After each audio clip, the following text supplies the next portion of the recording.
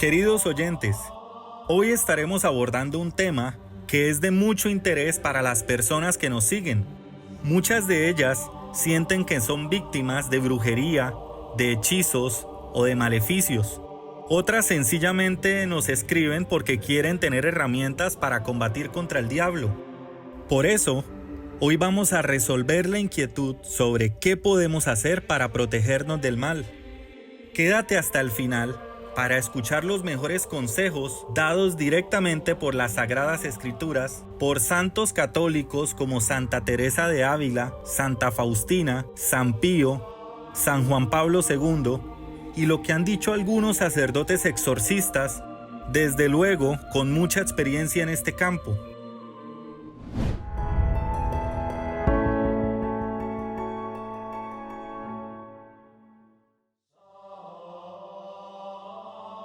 Lo primero que es necesario mencionar es que un verdadero católico practicante de su fe no debería tenerle miedo al demonio. El mismo apóstol Pablo estaba convencido de esta verdad. Por eso escribió en Romanos 8:31, si Dios está a nuestro favor, ¿quién podrá estar contra nosotros? Esta convicción el santo se la transmitía a la iglesia de Roma. Y de seguro es una convicción que podemos tomar de manera personal. Podríamos decir que los demonios temen al católico que lleva una vida espiritual activa. Por supuesto, tratará día a día de combatir contra nosotros, pero podemos descansar en que la gracia de Dios nos asistirá. Por eso un creyente no debe estar asustado por los ataques del demonio, ni mucho menos desgastar su mente pensando en esto la mayor parte del día. ¿Qué es lo que sucede y qué es lo que vemos frecuentemente? Personas que durante el día piensan o hablan más del demonio que ni del mismo Dios. Dejando claro que un católico no debe temerle al demonio, también es necesario tener presente que sí puede ser atacado en su vida espiritual, familiar, emocional, mental, incluso en su parte económica. Las Escrituras nos dan instrucción sobre cómo poder protegernos de estos ataques, que algunas personas son más susceptibles que otras. San Pablo también escribió a la iglesia de Éfeso y les dijo lo siguiente en el capítulo 6.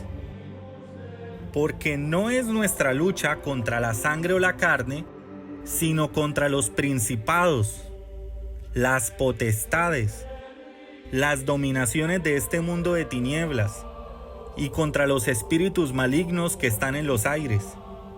Hay una lucha invisible, no hay duda de ello. Por eso están equivocados los que piensan que el demonio no existe, que el diablo es un mito, que los demonios son cuentos de hadas. El mundo espiritual es real. Para los primeros cristianos el mundo espiritual es real y para nosotros también el mundo espiritual debe ser real. Estamos en un combate permanente contra el mal. Pero ¿qué remedio nos da el apóstol Pablo para esta lucha? Dice, por eso, poneos la armadura de Dios para que podáis resistir en el día malo. Tras vencer en todo, permanezcáis firmes. Cuando siento que estoy siendo víctima de hechizos, de maleficios, cuando siento que nada me sale bien, ¿cómo puedo hacer para permanecer firme y vencer en todo? El apóstol Pablo dice, pónganse la armadura de Dios. ¿Cuál es esa armadura? Mira lo que dice en el versículo siguiente. Así pues, estad firmes, ceñidos en la cintura con la verdad, revestidos con la coraza de la justicia y calzados los pies, prontos para proclamar el evangelio de la paz, tomando en todo momento el escudo de la fe, con el que podáis apagar los dardos encendidos del maligno. Recibid también el yelmo de la salvación y la espada del Espíritu, que es la palabra de Dios, mediante oraciones y súplicas, orando en todo tiempo, movidos por el Espíritu, vigilando además con toda constancia y súplica por todos los santos. El primer arma es atarnos, sujetarnos a la verdad. ¿Qué quiere decir esto? Que una de las formas como nos protegemos del mal es conociendo las Sagradas Escrituras y el Catecismo, porque precisamente por el desconocimiento de la enseñanza de la Iglesia Católica es que muchas personas terminan cayendo en prácticas como la nueva era, consultan a médium, a chamanes, a espiritistas. Muchas personas terminan consultando el espíritu de familiares muertos, en cartomancia o en ceremonias no cristianas por desconocimiento. Y dichas prácticas son las mismas que empiezan a generar las primeras ataduras en un católico. Es asombroso que muchas personas poseídas o que consultan con un sacerdote porque sienten que son víctimas de maleficios o hechizos, le confiesan que participaron en juegos como la tabla Ouija, sesiones de cartomancia o asistieron a ceremonias de santería. Se trataron de comunicar con familiares difuntos. ¿Por qué un católico estaría involucrado en estas cosas que no son aprobadas por la Biblia, ni mucho menos por la Iglesia Católica? Sencillamente por desconocimiento. Por eso San Pablo nos dice: es necesario sujetarnos a la verdad, ceñidos en la cintura con la verdad. La segunda parte de la armadura de Dios es revestirnos de la coraza de la justicia. Justicia en el Antiguo Testamento se relaciona con la santidad. Un hombre que es justo es un hombre que es santo. La santidad es una coraza que nos protege. Escucha este consejo: quien corre tras la santidad, los demonios no logran alcanzarlo. La tercera parte de la armadura, que dice Efesios, es calzar los pies con la prontitud para el Evangelio de la paz. Muchos católicos asumen que esta parte de la armadura se refiere exclusivamente para los misioneros, para los sacerdotes, pero no es así. Los laicos también están llamados a predicar el Evangelio a través del testimonio, del ejemplo. Esta arma también involucra la participación activa en las necesidades de la parroquia más cercana. Una persona que se ocupa de las necesidades espirituales propias y las del prójimo, créeme que no tiene tiempo para el mal. Cuarto, dice el apóstol: embrazad el escudo de la fe. Esta parte de la armadura es importante para evitar la desesperanza. Recuerda que todo lo que pasa en tu vida, sea bueno o sea malo, es permitido primeramente por Dios. Esto incluye las influencias diabólicas, las ataduras, las posesiones y ataques del diablo. Si estás padeciendo alguna de estas pruebas, si nada te sale bien, piensa por un momento en santos como el siervo de Dios Job, del que se habla en el Antiguo Testamento. Siendo un siervo de Dios justo en todo, porque dicen las Escrituras que no había hombre más justo, el Señor le permitió pasar por muchas pruebas, pero aún así Job tenía bien puesto el escudo de la fe para confiar en que pronto Dios lo iba a liberar. Ante cualquier ataque, recuerda tener el escudo de la fe. Quinto, poneos el casco o el yelmo de la salvación. Debemos tener siempre presente la salvación y tener empuñada la espada del Espíritu, que es la palabra de Dios. Escrito está: siempre que vengan ataques, nosotros respondemos con nuestra mente o con nuestros labios: escrito está.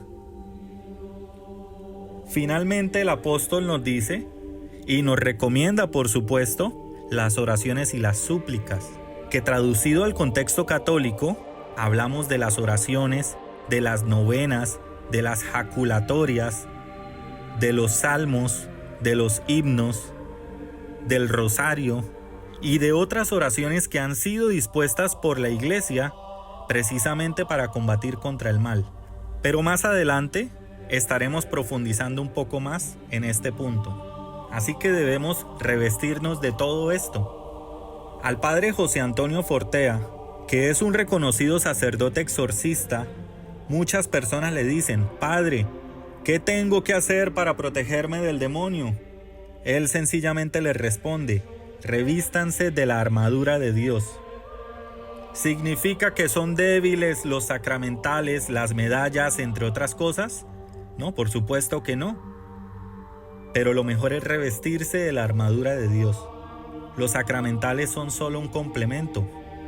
Fijémonos que en Efesios 6 es el único punto de las Escrituras donde Dios completamente nos enseña cómo protegernos contra el demonio, contra el mal.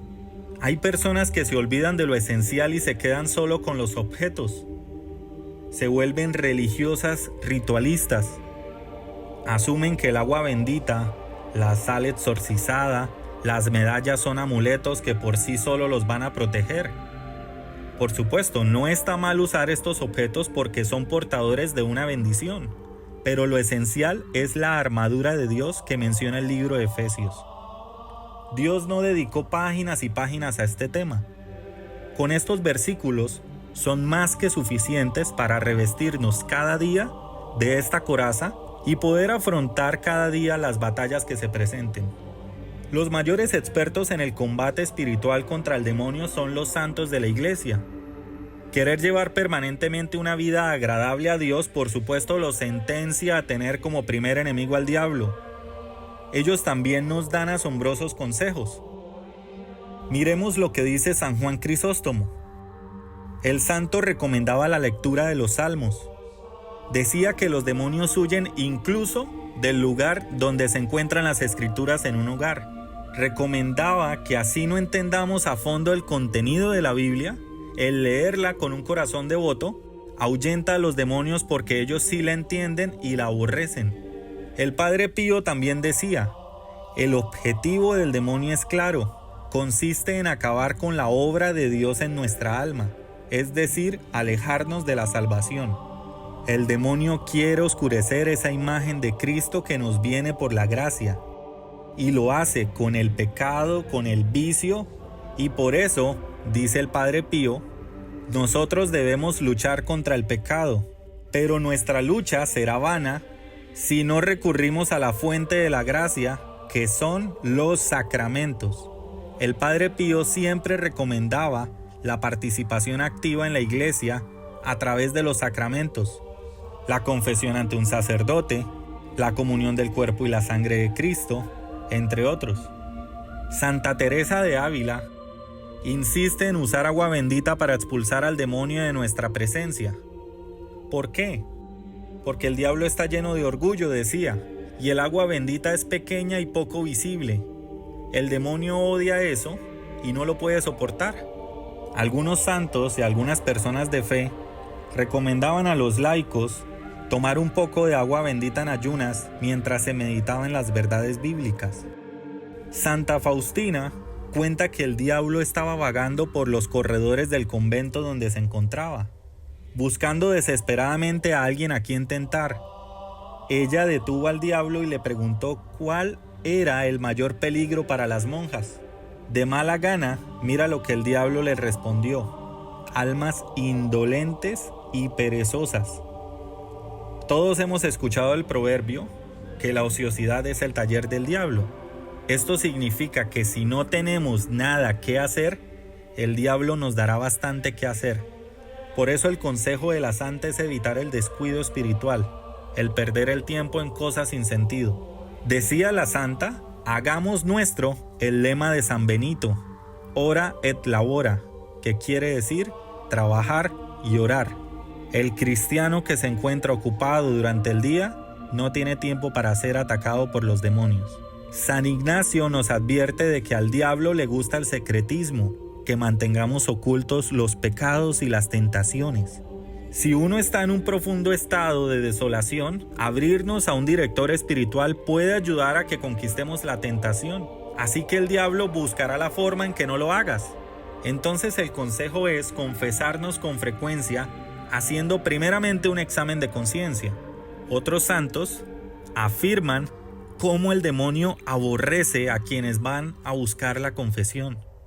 Decía el santo cura de Ars que el diablo lo atacaba mucho más cuando dedicaba mucho tiempo a hacer confesiones. El Papa San Juan Pablo II También dio consejos asombrosos en el Angelus en el año 2002. Mencionó el Papa: la Iglesia, experta maestra de humanidad y de santidad, nos indica instrumentos antiguos y siempre nuevos para el combate diario contra las sugestiones del mal. ¿Qué decía San Juan Pablo II? ¿Cuáles son esos instrumentos? Son la oración, los sacramentos, la penitencia, la escucha atenta de la palabra de Dios, la vigilancia y el ayuno.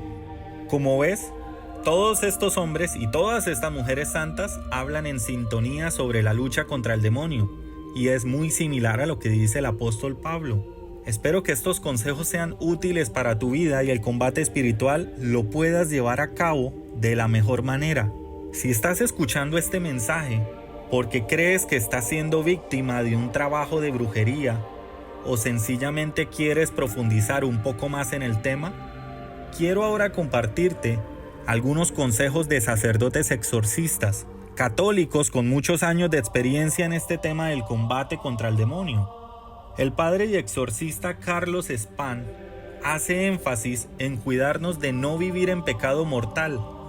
Dice literalmente en una de sus entrevistas: una persona que vive en pecado mortal es como un cadáver caminando en la calle. Si esa persona muere, se condena. Por eso es más grave, dice el padre, vivir en pecado mortal que ni siquiera vivir poseído. Esto es un llamado fuerte a los católicos. ¿Qué tanto le tienes miedo al demonio en comparación con vivir en pecado mortal? Dice el exorcista Carlos Spahn: uno puede vivir poseso y morir poseso, pero aún así estar en gracia de Dios. Un ejemplo es Sorana, de Jesús crucificado. Ella vivió posesa y murió posesa y es beata porque ofreció todos esos dolores a Cristo, una gran santa. La posesión no es de uno, es algo externo a uno. En cambio, el pecado mortal sí lo es. El exorcista recomienda no andar buscando sensacionalismos.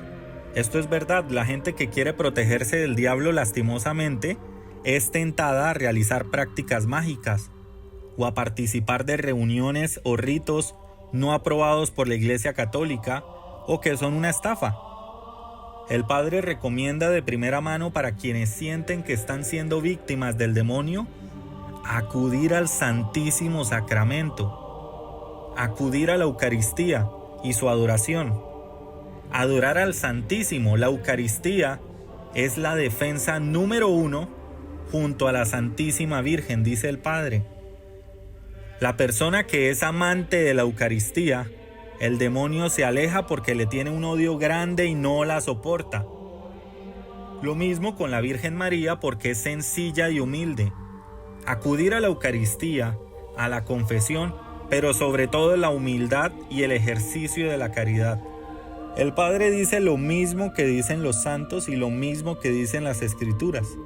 Una persona que vive en obediencia a Dios, amando al Señor sobre todas las cosas y al prójimo, no debe temerle al demonio.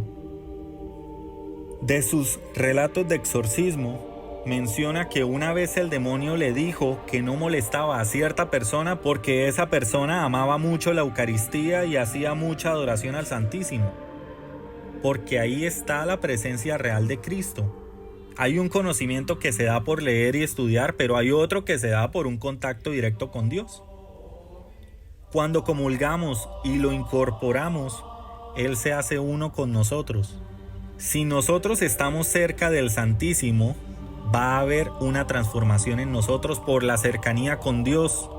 Hay un influjo cuando uno se pone cerca del Jesús sacramentado. La paz y el amor se experimentan porque hay una presencia real de Jesús en la Eucaristía. Esto que menciona el padre Carlos Spahn tiene mucho sentido, porque el mismo Señor Jesucristo habla de la importancia de la Eucaristía. En el libro de Juan, capítulo 6, versículo 56, dice Jesús a los judíos que estaban murmurando sobre el tema.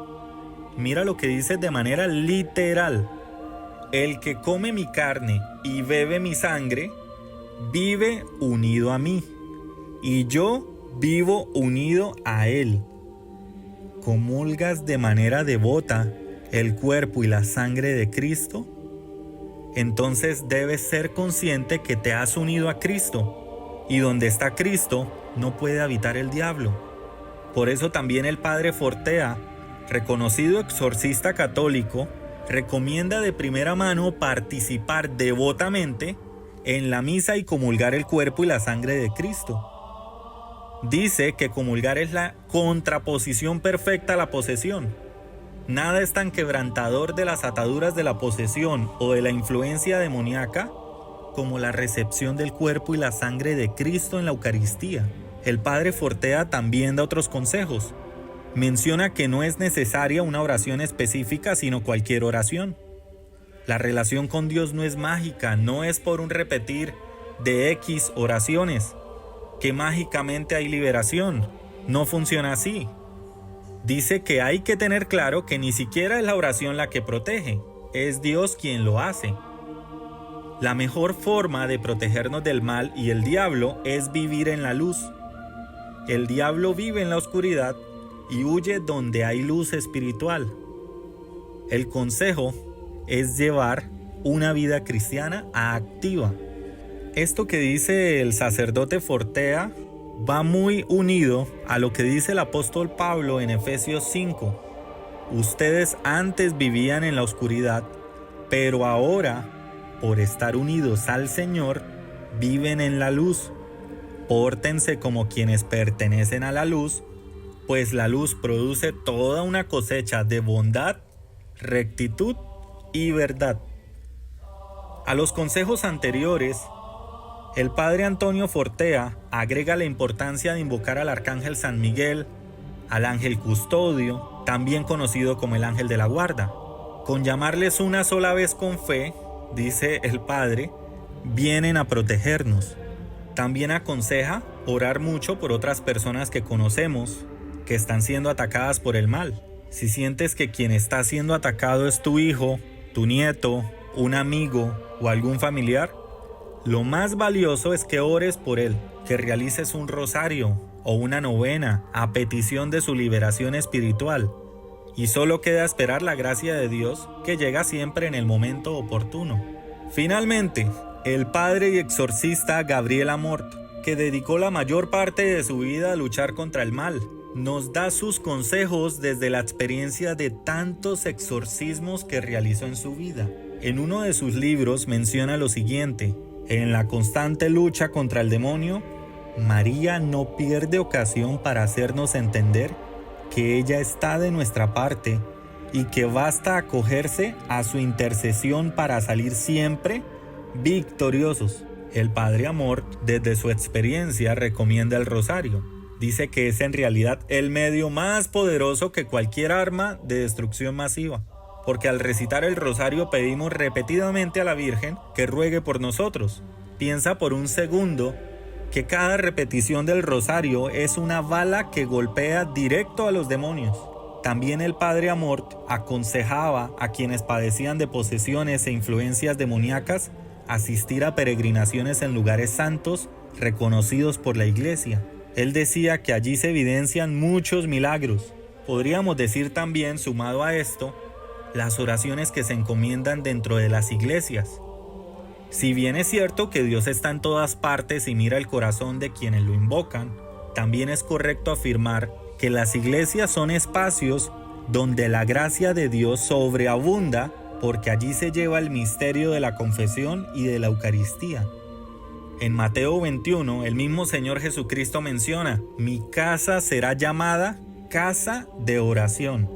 Entonces podríamos concluir diciendo que la vida en Cristo es suficiente para protegernos del mal.